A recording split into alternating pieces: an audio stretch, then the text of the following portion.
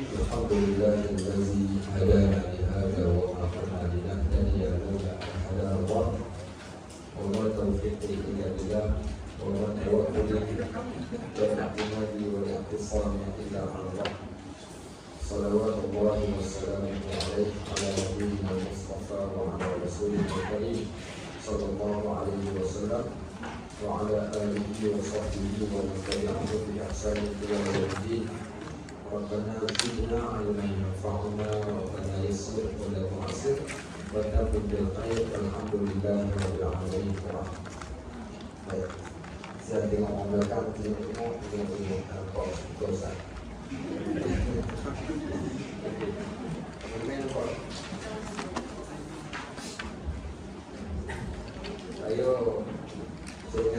Saya mengajar Ustaz daripada tahun 2004. Daripada 2004 sampai sekarang ni. Jadi dah biasa mengajar dekat sini. So, maybe around 19. Jadi bila duduk setempat tu rasa pikuk. Mereka kat dalam masjid tu lah. Itu yang biasa berjalan tu. Baik, kita sampai masa surat yang ke-35 betul? Faedah yang keempat atau faedah yang ketiga, faedah yang ketiga. Saya qala al-musannif rahimahullah, kata pengarang kitab ini, wa nafa'ana bi'ulumihi fi darain, mudah-mudahan kita dapat manfaat ilmunya dunia dan akhirat. Sesungguhnya dia kata, aku melihat setiap orang yang berusaha untuk mengumpulkan harta benda dunia ini sebanyak-banyaknya, kemudian lalu ia menahannya dan tidak mahu untuk menyumbangkannya. Lalu aku memikirkan akan firman Allah yang berbunyi, ma 'indakum yanfad wa ma 'indallahi baqin. Apa yang ada di sisimu akan habis dan apa yang ada di sisi Allah iaitu pahala akan kekal. Baik, dia kata, lalu aku pun terus mengorbankan apa jua yang aku dapatkan daripada harta benda dunia, dan aku suka memberikannya di kalangan fakir dan miskin, supaya harta benda itu menjadi pahala yang tersimpan di sisi Allah Subhanahu wa Ta'ala. Baik, dia cerita tentang diri dia. Dia kata bila tenung-tenung balik dalam hidup ni, dia kata ramai orang yang suka simpan, ramai orang yang suka simpan, suka kumpulkan harta benda dunia ni. Lagi banyak, lagi bagus. Itu pada sangkaan dia. Tapi dia lupa simpan untuk akaun akhirat. Dia buka akaun dunia tapi dia tak buka akaun akhirat. Okay, baik. Apa punca? Puncanya tak pelik pun, kerana Allah sebut cerita pasal manusia ni kat dalam Al-Quran. Apa Allah sebut pasal manusia ni? Allah kata innahu lihubbil khairi lasyadid. Yang kata manusia ni dia amat suka kepada kebaikan. Harta baik tak baik lah, duit baik tak baik, baik bagi mata dia. Suka yang sungguh-sungguh. Wa tuhibbunal mala hubban. Apa? Wa tuhibbunal mala hubban jamma. Okey, baik, pandai. Klaim hadiah daripada. Saya kat sini saya mengajar tentang bawa. Kalau besok kat kuliah kalau siapa yang ikut memang saya bawa. Kadang saya hadiahkan siapa yang jawab betul, dia bagilah hadiahnya. Okey, baik. So, wa tuhibbunal mala hubban jamma. Mereka sukakan kepada harta, suka yang sungguh-sungguh. Yang pertama ni suka pada apa yang dia kerjakan, dia kumpul. Yang lagi dahsyat, apa dia kata? Allah SWT sebut wa ta'kuluna turatha aklan lamma. Sebelum ayat wa tuhibbunal mala hubban jamma. Tahu apa maksud dia wa ta'kuluna turatha aklan lamma? Sampai ke satu tahap ni dia makan bukan yang hak dia, berebut harta warisannya. Dan nak makan harta warisan tu seolah-olah kalau dia tak boleh makan harta warisan tu dia akan rugi. Sampai sanggup putus saudara pun tak apa. Ni kita hari ni ni cerita ni bukan cerita berlaku 100 tahun dahulu, tapi boleh berlaku pada tahun ini, boleh berlaku pada tahun yang akan datang. Ni perangai yang ada pada manusia. Apa dia lagi Allah cerita? Ni sebenarnya cerita-cerita ni Allah dah cerita siap dalam Al-Quran dan dibuktikan dengan apa yang kita lihat. Dan mungkin kita salah seorangnya, wal'ayyadzubillah. Allah sebut sebut lagi dalam Al-Quran satu surah. Surah apa? Surah At-Takatsur. Surah apa? Surah At-Takatsur. Surah ini sehingga para sahabat kata surah yang menakutkan kami. Satu surah. Nama surah ini surah At-Takatsur. Surah apa? Surah At-Takatsur. Al-Haakumut Takatsur. Pandai. Baik. Al-Haakum. Ini mesti jenis ustaz yang suka menulis, dia suka tekan. Hari ini pun banyak kali dah kata, lain kali besar kat ustaz mana-mana, ini pelan-pelan, jangan tekan, jangan terpenam. Al-Haakumut Takatsur. Sikit-sikit pun dekat. Al-Haakumut Takatsur. Dia tak kuat betul. Dia rasa tak kuat. Al-Haakumut Takatsur. Baik, kalimah At-Takatsur. Okey, kalimah Al-Haakum. Ada dua perkataan yang amat memberikan maksud yang amat besar. Kalimah Al-Haakum, kamu telah dilalaikan, dilekakan. Betul tak harta benda melekakan kita? Betul. Harta benda melekakan kita. Kadang-kadang bukan niat kita nak jadi leka, tapi dia melekakan kita. Contohnya tanpa disengajakan. Tak maaf Ustaz, hari ni tak boleh datang ke rumah haji pasal apa ada appointment dengan bank. Ya, contohnya kadang-kadang kita disibukkan dengan apa? Dengan harta yang kita kumpulkan. Al-Haakum, kamu dilalaikan. Harta dia akan menyibukkan kita. Bayangkan tengok kalau kita hari ini menjadi orang yang kaya. Waktu pagi main golf dekat Tiara Golf, nanti baik penuh air keruh. Waktu petang pula pergi main pula kat tempat yang lain. Kemudian kawan kita adalah kawan orang-orang yang kaya. Cakap kita cakap berkaitan tentang saham, maka akan kurang percakapan kita berkaitan tentang agama. Pasal apa? Pasal kita kaya. Kalau cakap pasal agama, nanti takut ada orang dia datang, dia minta duit pula dekat kita, minta sedekah dan minta sumbangan. Baik, sampai begitu so Allah kata kalian dilalaikan. Al-Haakumut Takatsur. At-Takatsur ni apa? Satu kalimah dalam bahasa Arab ni, kalau ada alif dekat tengah ni, maknanya dia kumpul, dia kumpul, dia kumpul, dia kumpul. Baik, Al-Haakumut Takatsur, kamu dilalaikan dengan mengumpul harta benda. Kumpul harta benda ni sampai dia sendiri pun tak tahu apa yang dia boleh buat dengan benda yang dia ada. Berapa ramai di antara kita kumpulkan harta benda, dia tanya nak buat apa di simpanan tu, dia kata untuk masa depan. Wahai Pak Hajiku yang disayangi, berapakah usia Pak Haji sekarang? 70. Bila masa depan Pak Haji yang dikatakan masa depan terjadi? Bila? Kita tak tahu. Ustaz, sakit, demam nanti masuk ke hospital ke apa-apa. Betul. Nanti kita katakan, tetapi kalau dikumpulkan dengan jumlah yang teramat banyak dengan alasan untuk masa depan, satu jawapan yang amat-amat bahaya. Baik. Kemudian apa Allah kata? Hatta zurtumul maqabir. Bila manusia ni akan sedar daripada dia yang sedang mengumpulkan harta ni? Hatta zurtumul maqabir. Bila dia dah sampai ke kubur. Bila sampai dekat kubur, barulah dia tahu betapa ruginya dia yang mempunyai harta yang disavingkan kat dalam bank. Nak tahu macam mana? Allah sebutkan beberapa situasi pula kat dalam Al-Quran. Di antara situasi yang berlaku kat dalam Al-Quran ni, minta maaf lah Ustaz, bila nak habis Ustaz? Kalau baca kitab macam ni, saya tak tahulah saya.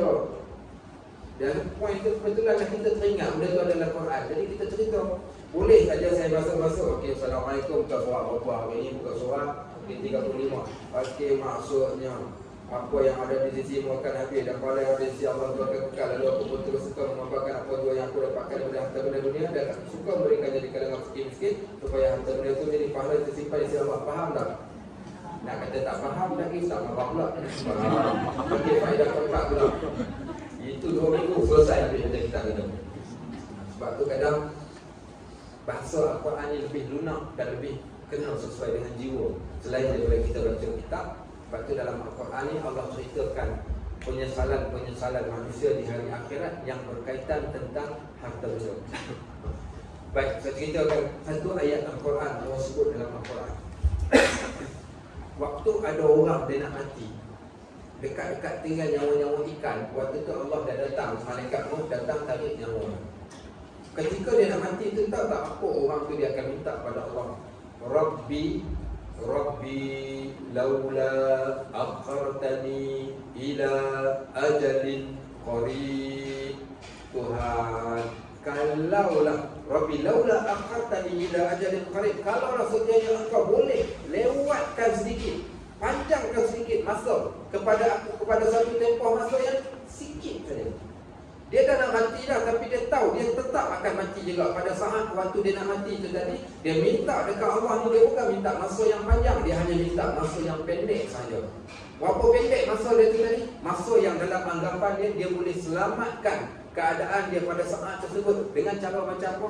Baik, daripada mula-mula kita pegang handphone, kita buka apa namanya, nak buka internet, nak buka website apa? CIMB Clean, Maybank to you. Berapa lama kita mengambil masa nak akses?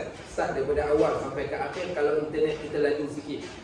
Hanya dalam mengambil masa sekitar 1 minit ke 2 minit. Buka, pergi dekat akaun, kemudian transfer duit ke mana tempat yang kita nak transfer. Dengan sekali tekan, berapa lama ambil masa? Kita katakan 3 minit untuk selesaikan. Maka dia kata, ya Allah, aku teringat harta benda aku masih ada, dan aku pasti harta benda tu boleh selamatkan aku. Tapi sekarang aku telah berada di garisan penamat.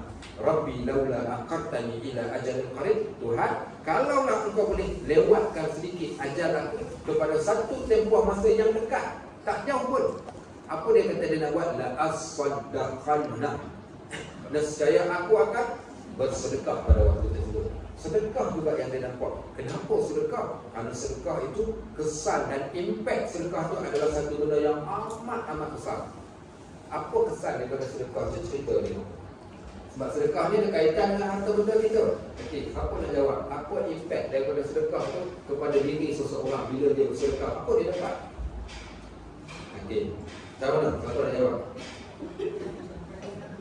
Apa dia? Mungkin orang yang bersedekah itu mendoakan kita. Okey, orang yang bersedekah akan mendoakan kita. Betul. Pasal Al-Quran kata, confirm tanda orang yang bersyukur pada orang yang bagi dekat dia ni, dia doa. Kalau pada orang yang bagi, doa daripada orang yang kita sedekahkan, dia antara doa yang mustajab. Kalau ada orang bagi something dekat kita, apa kita dah doakan dekat orang tu? Murah rezeki kau. Okey, biasa tu mulut kita lah. Tapi di sana diajarkan kita daripada sunnah cara bagaimana nak mendoakan. Kalau orang jamu kita makan, apa kita nak kata? Kalau diberikan pada kita sesuatu, apa benda kita nak sebutkan pada dia daripada sunnah? Nak kata apa? Siapa tahu jawapan? Okey, kalau ada orang jamu kita makan, nak doa apa dekat dia? Orang rugi ya? Itu apa yang senang itulah. Itu saja tahu. Allahumma ta'im man at'amana wasqi man saqana. Sebut dengan Allah macam tu. Allahumma at'im man at'amana wasqi man saqana. Okey, baik. Ulang sekali lagi mesti ingat. Allahumma at'im man at'amana wasqi man saqana. Okey, seronok juga bagi kita sebut ramai tadi dah. Ya Allah, berikan makan pada orang yang bagi kami makan, berikan minum pada orang yang berikan pada kami minum. Kat mana ni Allah akan balas? Di dunia dan di akhirat. Allah akan berikan makanan pada hari yang tidak ada makanan, melainkan makanan daripada Allah. Allah akan berikan dia minum pada hari yang tidak ada minuman, melainkan minuman yang hanya datang daripada Allah. Maka itu doa yang kita doakan pada orang yang jamu kita. Orang yang kalau dijamu kita makan, kita doakan itu, dia pun jadi seronok sangat-sangat. Saya belum minum lagi ni air kat depan ni. So, Allahumma ta'im man at'amana wasqi man saqana. Ya Allah, berikanlah minum pada orang yang memberikan saya minum. Baik, kalau diberikan pada kita satu pemberian, tak kira sama ada jamu makan ke, hadiah ke, sesuatu benda, daripada rezeki yang dia dapat ni, dia berikan sesuatu benda pada kita. Nak doakan apa pula? Allahumma barik lana. Doa dia, Allahumma barik lahu fima razaqtahu waghfir lahu warhamhu. 3 benda kita minta dekat orang tu. Ya Allah, berkatilah pada dia rezeki yang dia dapat. Berkatilah pada dia rezeki yang dia dapat. Ampunkan dosa dia dan rahmatilah dia, ya Allah.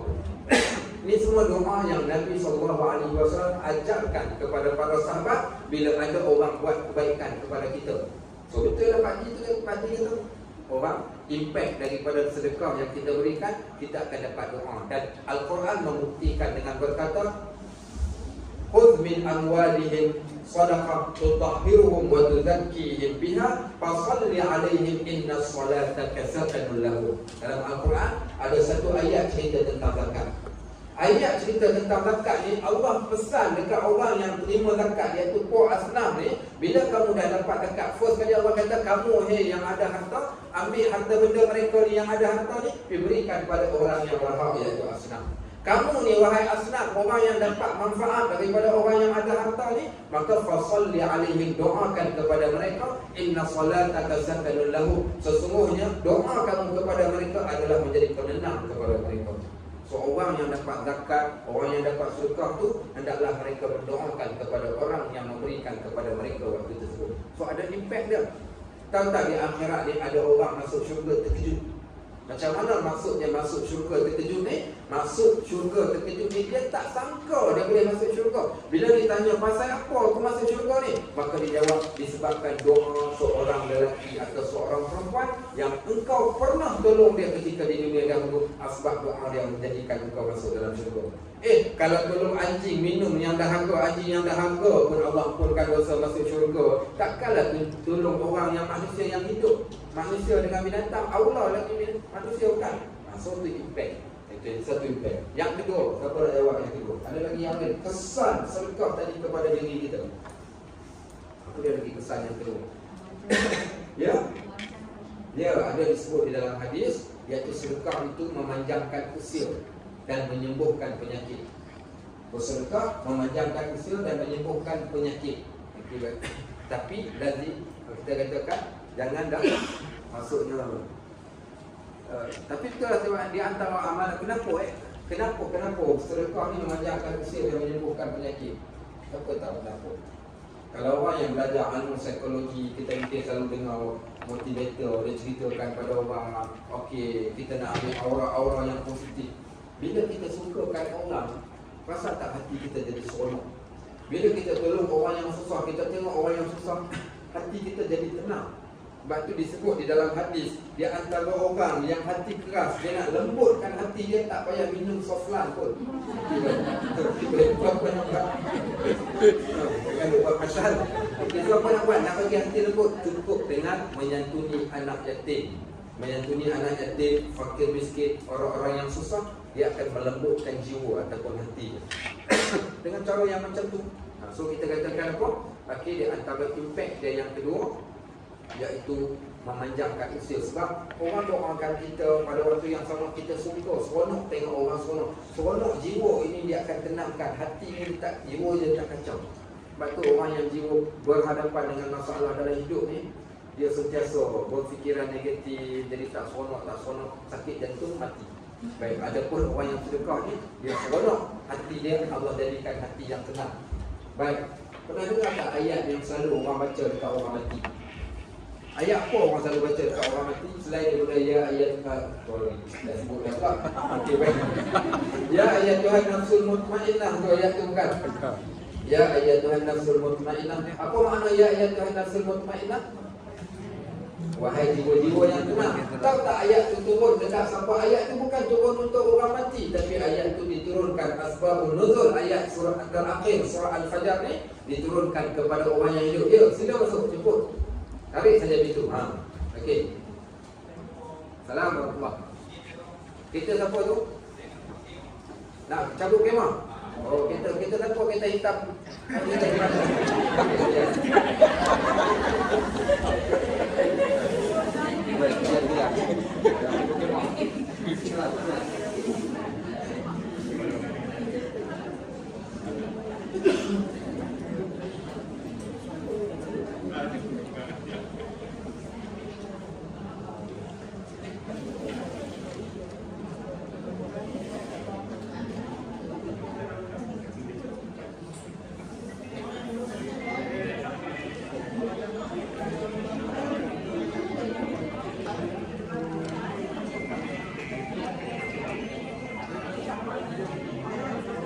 Ini pedagang. Bambu besar itu boleh masuk.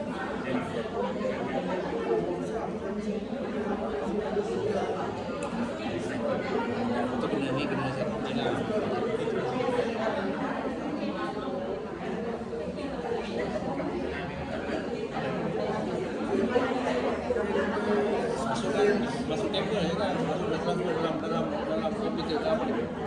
kita install macam-macam pen drive boleh lah.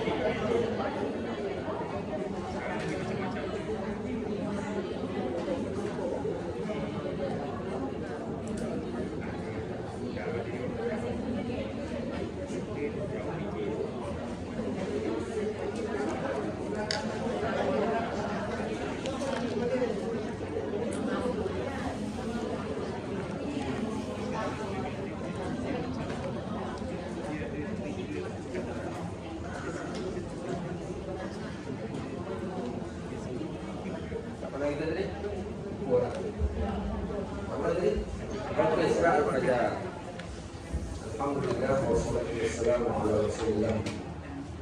Surah Al-Fajr, ayat terakhir surah Al-Fajr itu asalnya diturunkan kepada seorang sahabat Nabi yang bernama Utsman bin Affan radhiyallahu anhu.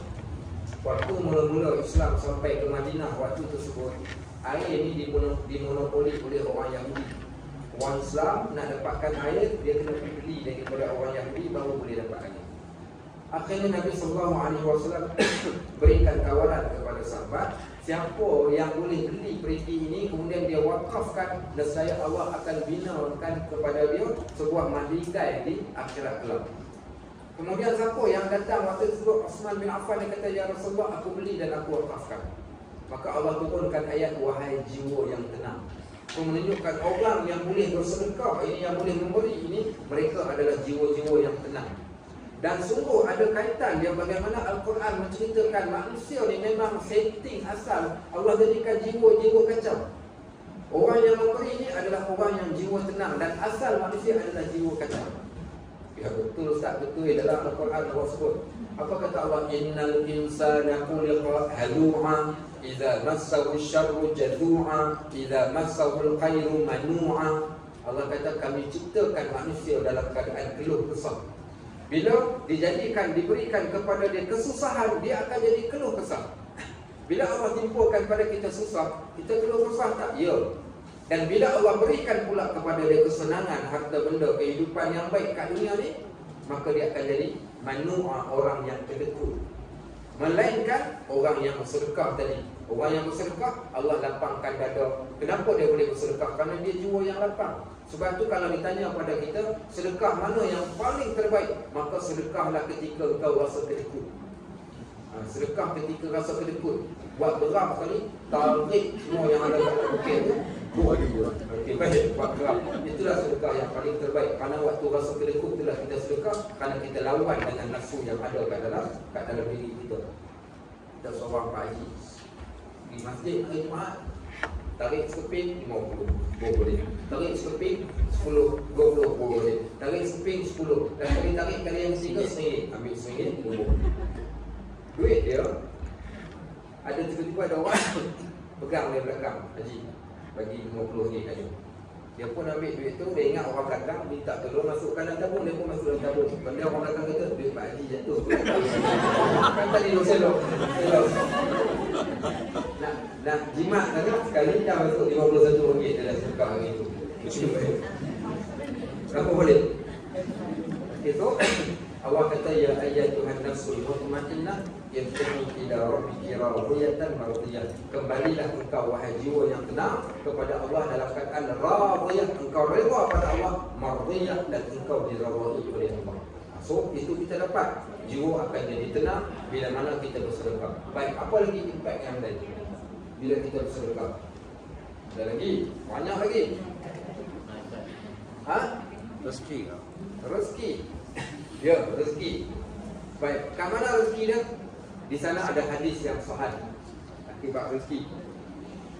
Hadis yang sahih dan juga ayat Al-Quran. Nak mula mana dulu? Ambil Al-Quran dulu. Kata Allah Subhanahu wa taala di dalam Al-Quran berkaitan tentang orang yang bersedekah ataupun orang yang memberi. wa ma anfaqtum min khairin ya'lamhu Allah. Apa saja yang kamu sedekahkan daripada kebaikan, Allah tahu. So bila Allah tahu apa Allah buat, Allah akan ganti balik apa yang kita sedekah. Datang daripada hadis pada setiap pagi. Ramai ustaz-ustaz dia baca hadis dia tak habis. Selalu tak dengar sedekah pagi. Selalu. Saya pun tak dengar sedekah tengah hari, tak ada sedekah malam, tak ada sedekah petang, sedekah pagi saja yang selalu orang sebut sedekah subuh. Baik. Sebenarnya dua hadis yang panjang ustaz tu dibaca separuh. Kemudian seorang ustaz cerita, sambung ustaz kedua, ketiga, keempat, semua dia kata sedekah subuh, sedekah subuh, sedekah subuh. Dalam hadis tu dia ceritakan, dia kata takkan datang pada waktu pagi melainkan ada dua malaikat, dan takkan datang pada waktu petang juga melainkan ada dua malaikat. Ustaz tu baca waktu pagi saja. Apa malaikat ni buat? So sekarang ni kita dah tahu dah sedekah petang pun ada juga. Bukan sedekah petang, sedekahlah pada bila-bila masa, tak kira pagi, petang, malam, waktu mana boleh sedekah, sedekahlah.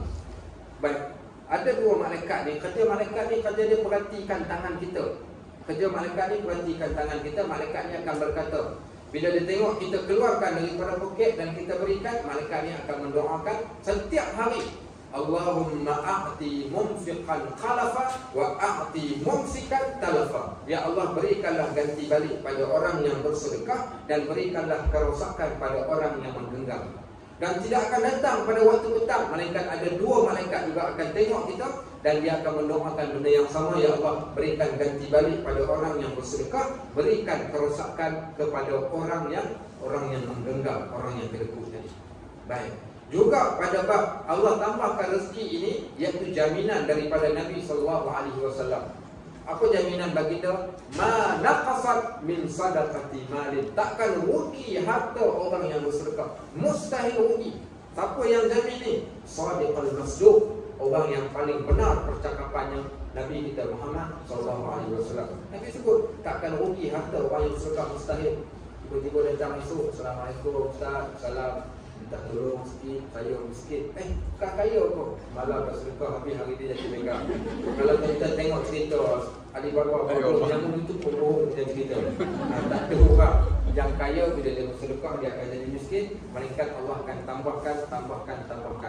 Sebab tu saya pernah cerita, saya tak tahu kat sini saya pernah atau tak. Siapa kenal ada orang kaya duduk dekat Melaka Raya, rumah dia warna biru tepi jalan, nama dia Haji Sulaiman. Haji Sulaiman Ar-Rajhi nama dia. Rumah tepi jalan kat Melaka Raya. Apa pasal? Bank Ar-Rajhi tu. Okey, baik. Bank Ar-Rajhi tu. Owner Bank Ar-Rajhi, dia bukan orang Melaka, dia orang Arab Saudi. Dia ada 500 cawangan bank dia di seluruh dunia. Baik, dia mesti belajar di Oxford, bukan. Cambridge, bukan juga. UKM, bukan juga. Habis tak belajar, boleh membaca dan menulis sedikit sahaja. Dia boleh membaca dan menulis sedikit sahaja, tapi apa dia buat? Kerja gembala kambing. Bermula dengan mengembala kambing puluhan, ratusan, ribuan. Kemudian dia menjadi supplier untuk dam haji dan juga dam haji.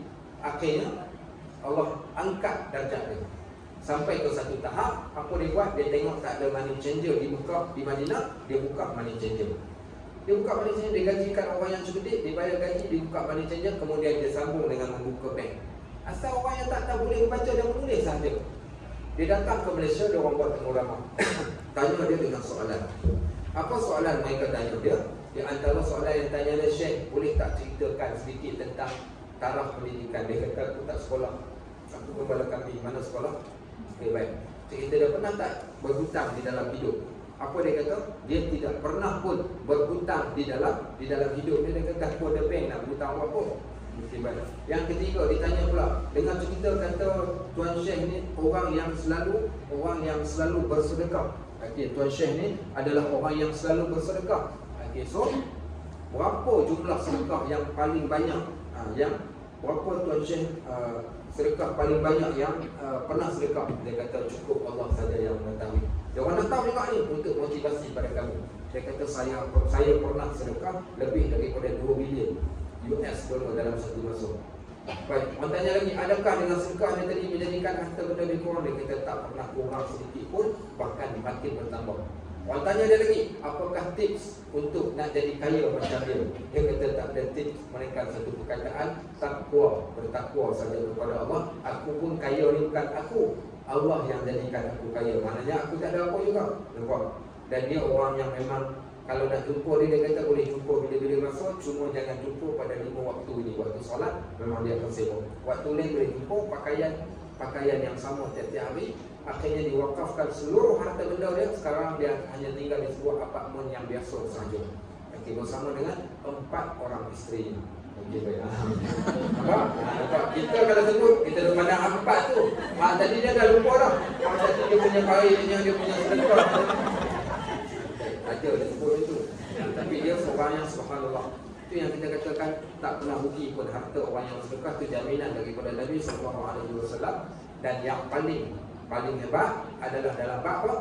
Iaitu hadis Nabi SAW berkaitan tentang sedekah ini. Salah satunya adalah menyelamatkan diri seseorang daripada neraka. Sedekah boleh selamatkan kita daripada neraka. Apa buktinya? Kata Nabi SAW, ittaqun nar walau bisyqqi tamrah. Takutlah kamu akan api neraka walaupun dengan separuh biji buah kurma. Dengan separuh biji buah kurma pun dapat selamatkan kita daripada api neraka. Bagaimana dengan sedekah yang banyak? Saya ingat cadangnya lepas ni saya nak tawarkan pada rumah haji lah. Kalau rumah haji nak, saya baru dapat 1 biji rumah banglo yang besar. Saya ingat saya panjang saiz dia 3 kali ganda dewan saiz rumah tu. Tempatnya cantik, iaitu dekat dengan tepi Sungai Kutat. Di Sungai Kutat, kalau Sabu Pasar ada satu rumah banglo yang panjang kat situ. Rumahnya dah siap dah semua, cuma tinggal nak masukkan lampu saja. So kita akan buatkan kelas yang diberikan kepada saya untuk menguruskannya. Jadi mungkin nanti saya bincangkan dan tengok dengan rumah haji. Kalau nak keselesaan parkingnya pun senang dekat situ, tepi sungai. Sebelum nak masuk kelas, boleh dulu zumba dulu kat depan tu tepi sungai. Tepi tu kan tempat rekreasi orang jogging kan. Yang jogging kat tepi tu. Nanti insyaAllah lah. Cuma nanti kita akan umumkan semula, masih dalam proses nak finishing sikit lagi. InsyaAllah. Baik, kamu balik. Okey, itu di antara beberapa kelebihan. Okey, yang terakhir last. Tunggu tak ada siapa pula sebutkan kelebihan orang yang sedekah. Belum lagi ada orang yang sebut dari apa dia? Yang belum kita sebut kelebihan orang yang bersedekah. Apa dia? Kita dah sebut dah, tambah rezeki, tenang, panjang umur, sehat. Kemudiannya pula dijauhkan daripada neraka. Okey, benda lagi yang kita tak sebut. Ada satu benda boleh? Silaturahim. Boleh juga hadis Nabi SAW pada Abdullah bin Mas'ud, sedekah engkau kepada saudara mara, engkau akan dapat 2 pahala. 1 pahala sedekah, yang kedua pahala menghubungkan silaturahim. Tahabu, saling memberi, nescaya kalian akan dikasihi. Okey, boleh terima? Itu ada satu poin yang penting tentang sedekah ni. Apa dia? Iaitu apa dia? Seksa kubur. Tak secara tepatnya, cuma ada lagi benda yang okey, terjemahkan. Saya rasa semua boleh faham bahasa Arab. Innamas sadaqat tudfi'ul khataya kama yudfi'ul ma'un nar. Sedekah boleh memadamkan dosa seumpama air memadamkan api. Okey, so sedekah boleh memadamkan dosa seumpama air memadamkan akan api. Itu kelebihan sedekah. Sebenarnya kalau kita nak kaitkan 10 poin pun kita boleh. Ayat Quran yang hadisnya banyak sangat-sangat diceritakan tentang kelebihan orang yang bersedekah. Bagi itu antaranya. Sebab itu orang yang kedekut ini okey, tadi orang yang pemurah. Next, lawan kepada orang yang pemurah bersedekah adalah orang yang kedekut. Tahu tak apa yang akan kena pada orang yang kedekut? Pesan pada orang yang kedekut. Okey, pesan pada orang yang kedekut. Allah Subhanahu wa taala sebutkan dalam Al-Quran, Allah kata wala yahsabanna allazina yaquluna bima atahumullahu min fadlihi wa khairul lahum bal huwa syarrul lahum sayqawquna mimma baqilu bi yaumal qiyamah. Allah kata jangan kamu sangka orang yang kedekut itu adalah baik baginya. Ini cerita dia ni cerita ada orang yang dia ada harta, dia rasa rugi kalau dia bagi, so lebih baik dia simpan tu kononnya lebih baik bagi dia. Allah kata jangan kamu sangka orang yang menyimpan harta, orang yang kedekut itu adalah baik bagi dia dengan apa yang dia kedekutkan. Bal huwa syarrun lahum, bahkan itulah benda yang paling buruk dia kerjakan. Fayutawwaquna mimma baqilu bihi yaumal qiyamah. Kelak di hari akhirat Allah akan gantungkan benda yang dia kedekutkan ini di lehernya dan dia akan berputar ke dalam neraka. Ya Ustaz. Habis itu maknanya kalau tak sedekah kita tu ke guna? Okey, so dah faham. Sedekah ni dia ada dua benda. Sedekah ada dua. Sedekah. Sedekah ni ada dua. Satu yang wajib, satu yang sunat.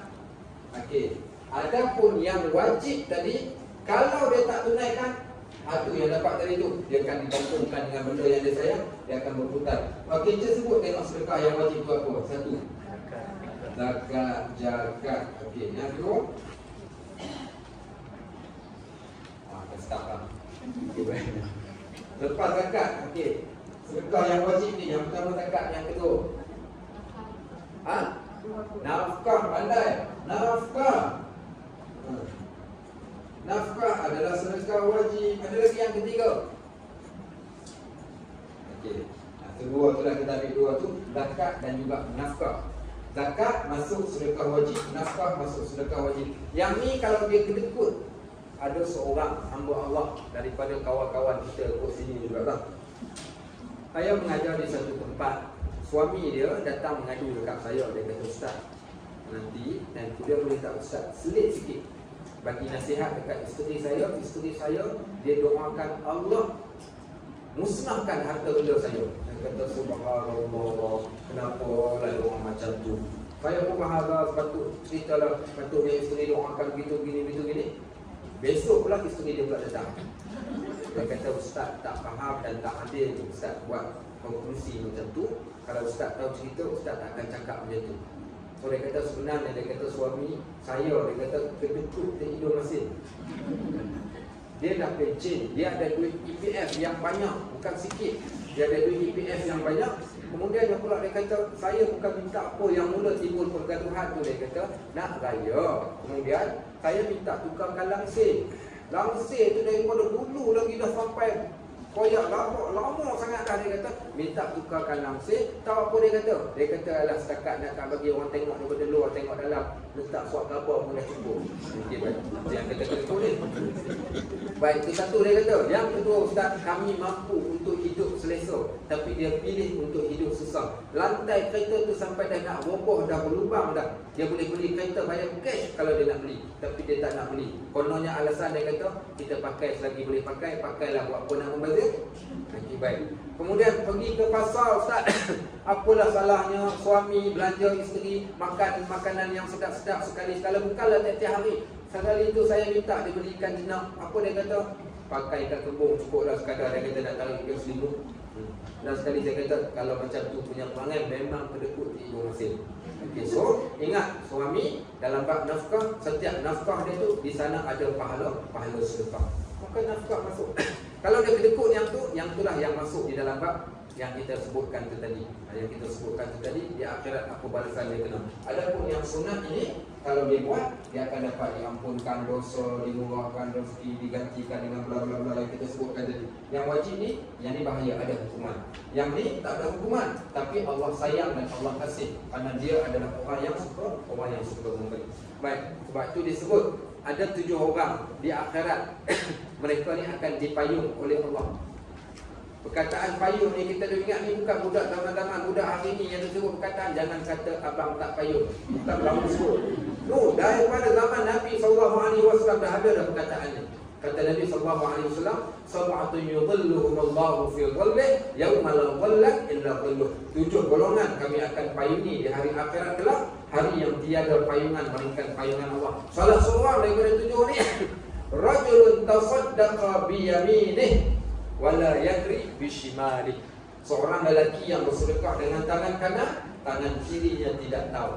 Maksud apa? Tangan kiri tak tahu, tangan kanan sedekah, tangan kiri tak tahu ni. Maknanya adalah apa?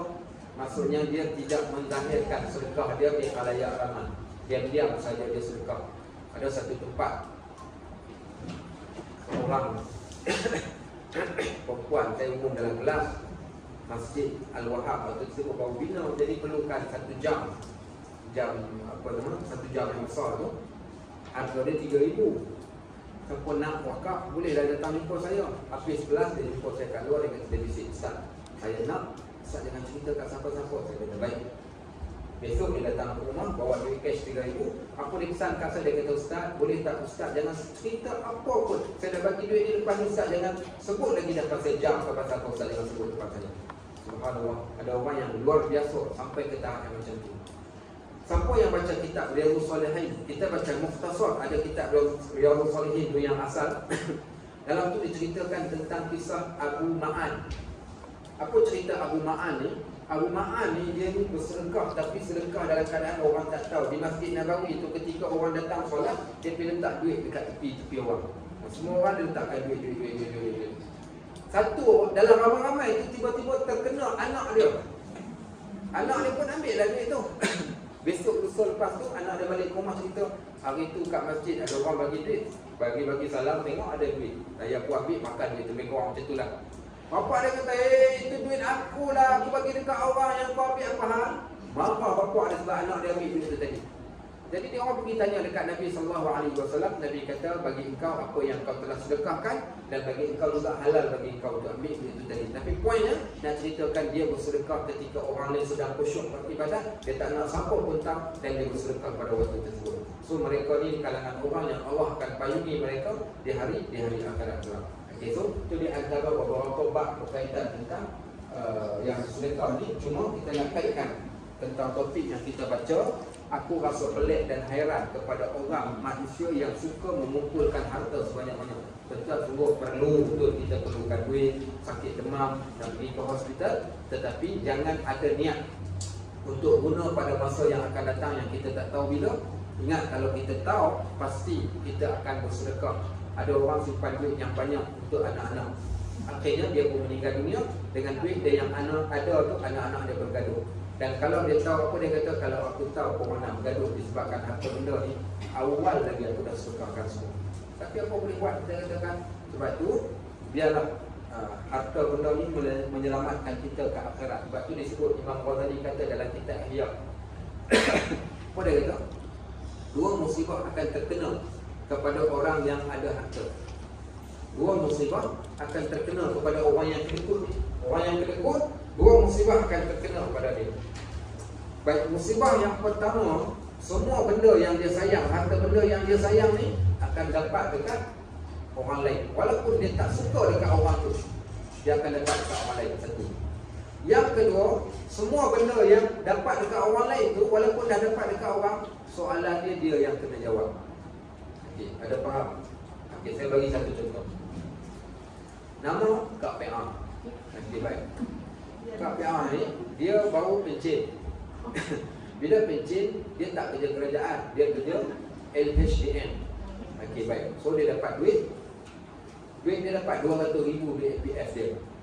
200,000 tu Kak PA ni jenis kedekut. Okey, jenis kedekut. Perempuan tak boleh ketemu lelaki Okay, baik. Lelaki Islam. Lelaki nama Pak Mat. Okey, baik. Pak Mat Tempe. Okey, Pak Mat Tempe ni dia kerja, kemudian dia pun pencen.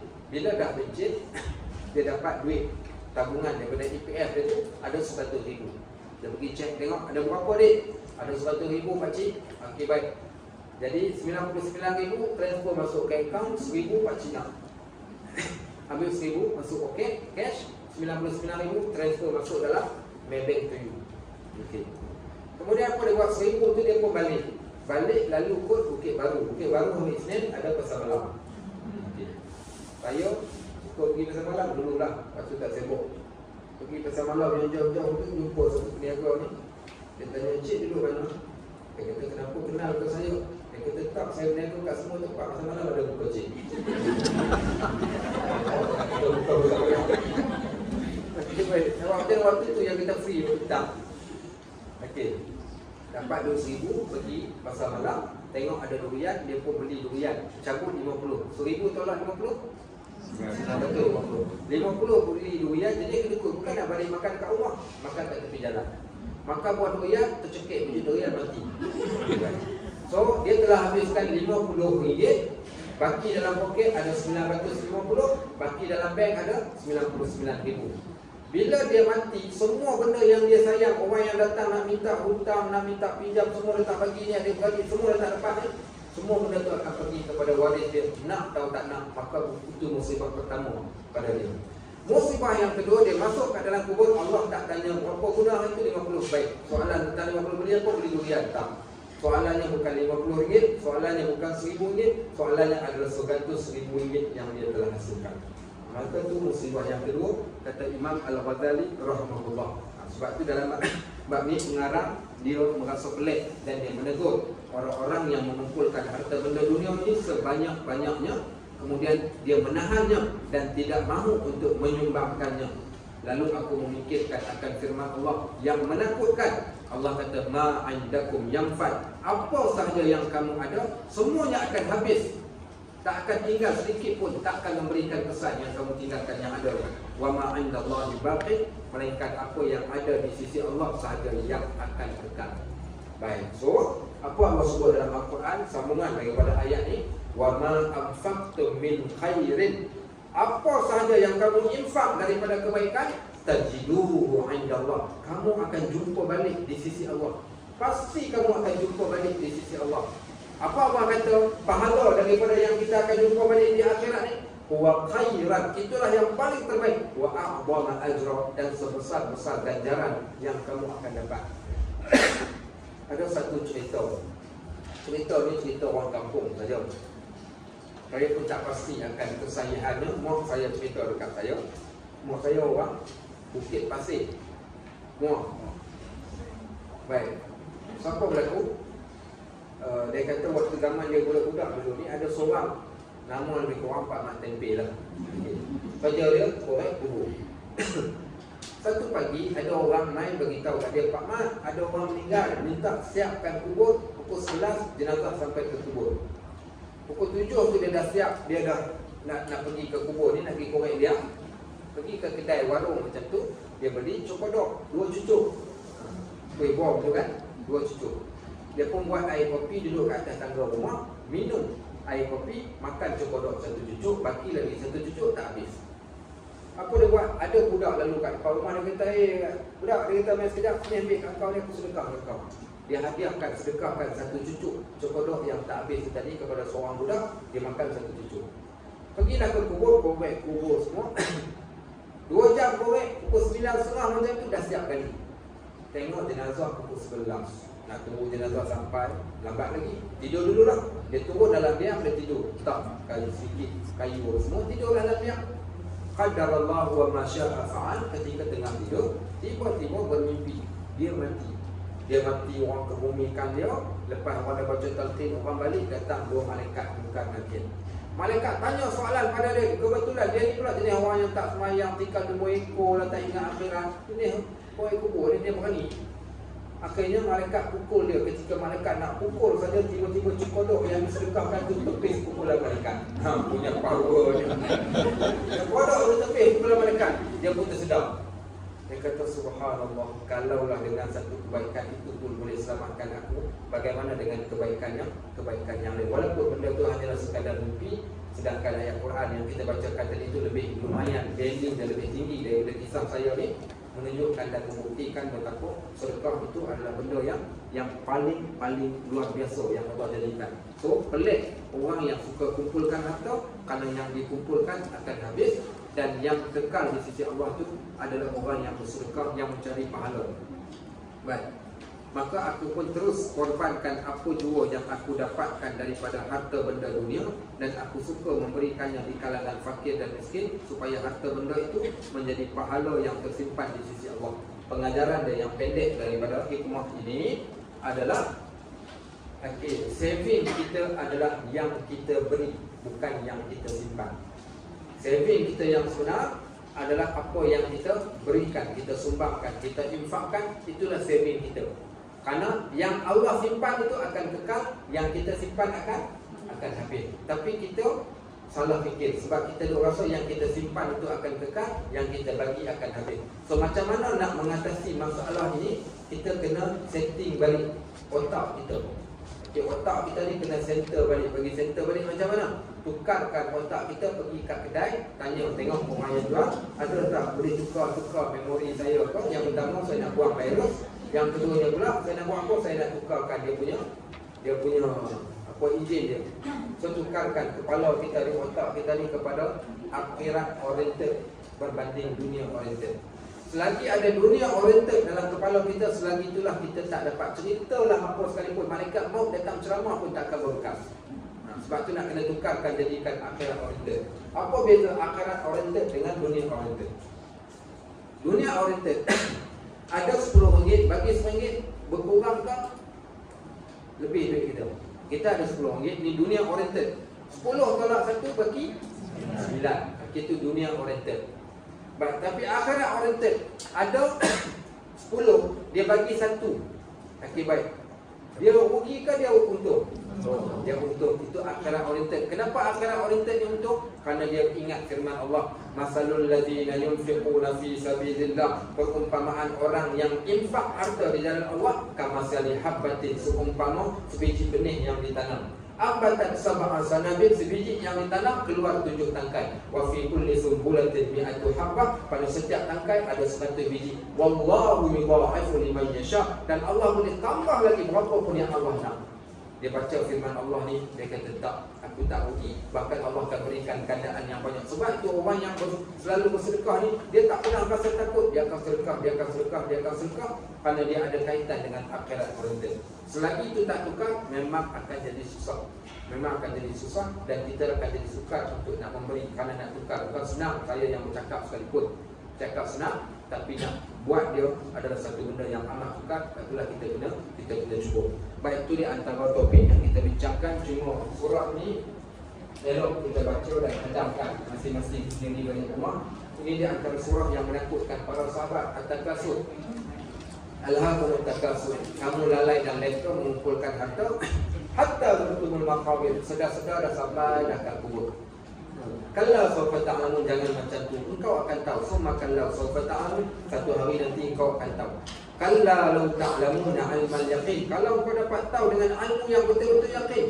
Bila ilmu yakin ni? Ketika berada di akhirat, latarawunnal jahim, ketika saat ditunjukkan kepada engkau neraka, waktu tu dah baru engkau berkata, ya Allah, ada lagi harta aku, boleh tak aku nak sedekah? Pada hari tersebut tidak akan lagi diterima pada waktu tu. Bila ke akhirat baru dah sudah. Sebab tu kita nak kesedaran ketika kita berada dekat dunia ni. So sedekah ni macam-macam cara, tak semestinya dengan pisang hari Jumaat kita tak masjid. Orang Melayu pisang saja. Allah macam-macam lagi, buah apple, ada buah kiwi, ada buah anggur, ada, tukarlah pula. Ini pisang saja di Jumaat.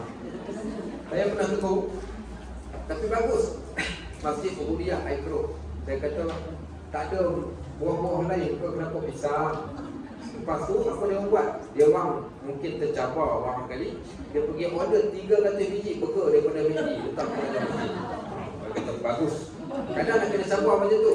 Masjid Kampung Teratak, Kampung Teratak tu sama juga saya sebut. Saya kata kita bersedekah, waktu yang sama kita boleh tolong peniaga kita yang jual air. Tuan-tuan pergi jumpa peniaga air tu, tanya berapa satu balang. Kalau sekadar RM100 tu, bayar 100 dekat dia, cakap dekat dia, kau bawa balang ni kau pergi letak kat dalam masjid, orang keluar kau bagi-bagi dia cuma. Aku dah bayar dah kat kau. Sekali bukan 1 balang, 3 balang tiap-tiap hari Jumaat. Dia orang letak kat dalam masjid. Peniaga, dan kita dapat bantu dia, kedua dia dah habis selesai dah peniaga. Itu cara macam-macam benda lah. Ada orang yang buat nasi bungkus, nasi lemak. Yang paling menarik di U10. Dulu ada, tapi saya tak mesti, lama saya pun tak pergi masjid dia. Depan pintu dekat masjid tu dia letak satu kotak. Dalam kotak tu ada duit dalam keadaan terbuka. Sila ambil jika perlu. Sila ambil jika perlu. Tapi itulah nak letak kat depan rumah haji. Okay, baik. Tapi tu ada yang datang ambil, ada yang datang ambil, tapi itulah kita tak tahu orang Malaysia ni tak sama macam orang Jepun. Kita takut itulah jadi sebaliknya. Kita pun tak yakin. Tapi sebenarnya kalau betul-betul berani, boleh buat macam UAE dia orang buat, di Qatar dia orang buat, di Saudi pun ada. Rumah orang kaya ni, depan rumah ni dia buat satu peti sejuk. Dia letakkan depan pagar dia ni. Dalam tu ada cooking, ada makanan-makanan yang mewah yang sedap. Sila ambil. Dia tuliskan tu dia makanan sabil, makanan yang memang tujuannya untuk disedekahkan. Kita dah mula kena fikirkan macam tu. Sebab tu tanam pokok-pokok, biarkan binatang boleh makan. Kalau itu sedekah. Orang dulu-dulu dia tak ada duit nak sedekah. Kita tahu orang dulu-dulu buat apa. Apa tahu orang dulu-dulu buat apa? Tanam pokok. Waktu dia tanam pokok durian kampung ni nak lama baru boleh makan, tanya sempat makan. Dia kata bukan untuk saya. Habis itu lama untuk cucu-cicit. Dia kata nanti kampung-kampungnya dia orang sebut nama saya dapat pahala, dia orang balik kampung, dia orang makan. Nampak bagaimana orang yang akhirat oriented. Macam-macam cara kita boleh buat. Baik, alhamdulillah rabbil alamin. Ada soalan ke nak tanya? Kalau ada soalan. Ya. Bagus. Soalan ni bukan dia orang pertama tanya. Dah 1400 tahun dahulu dah ada orang tanya. Okey, baik. Ada seorang sahabat tak puas hati kat orang kaya. Dia mai jumpa Nabi SAW. Dia kata, "Ya Rasulullah, dhaba ahli dusur bil ujur." Wahai Rasulullah, untung orang kaya boleh beri pahala. Kami orang yang tak ada duit tak dapat apa. Akhirnya kata Nabi SAW, bukankah likulli tasbihatin sedekah? Bukankah kalau kau ucapkan perkataan tasbih subhanallah itu pahala sedekah? Bukankah likulli tahmidatin sedekah? Bukankah kau sebut alhamdulillah sedekah? Bukankah kau sebut la ilaha illallah sedekah? Bukankah dua tapak kaki yang melangkah pergi ke masjid sedekah? Bukankah buang duri di atas jalan juga sedekah? Maka pelbagai bentuk sedekah. Kalau tak mampu sedekah harta, maka senyum pun sedekah. Lalu tabung, senyum saja tengok. Itu pun dikira sebagai sedekah juga. Itu satu. Yang kedua, ada seorang sahabat datang menangis bila Nabi SAW minta pada sahabat datang dan infakkan harta. Dia tak ada harta, jadi apa dia berinfak? Dia rasa malu dan dia rasa bersalah sangat. Menangis jumpa Nabi SAW. Maka Nabi tanya dia, apa dalam kau cik?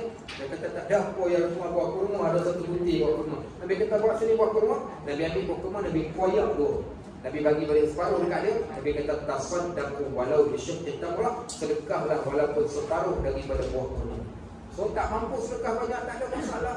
Sedekah kadar yang kita mampu buat, benda yang boleh kita buat. Kalau tak sedekah bukan semestinya dengan duit, macam-macam benda. Tanam pokok serai. Ada seorang di UTC. Dia tanam pokok pandan banyak-banyak. Pokok pandan kan cepat rendam. Kemudian apa dia buat?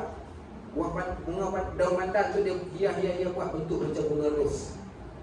Tu dia bagilah kat orang masa tengah bulan dia bagi komik sekutuk. Kemudian dia rincik-rincikkan, dia buat bunga rampai. Kemudian dia balut dalam satu bekas kecil, dia bagikan dekat orang. Orang letak kat dalam kereta. Nampak tak? Boleh pahala. Ketika kami berada di Mekah buat haji hari tu ni, ada orang dia boleh beli buah kurma dia bagi, ada orang boleh beli air dia sedekah, ada orang boleh bagi duit dia bagi duit. Ada orang dia tak ada benda apa dia boleh bagi, apa dia buat?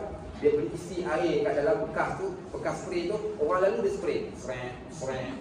Orang semua terima kasih. Orang tengah panas dapat air tu, ya Allah seronoknya. Nah, nampak? Macam-macam cara. Tak mampu juga datang ke rumah mengaji awal-awal, mop lantai, dinding, cuci cermin. Okey, baik. Itu juga kepala, itu dia antara. So sebenarnya jalan untuk menuju ke syurga ni teramat banyak.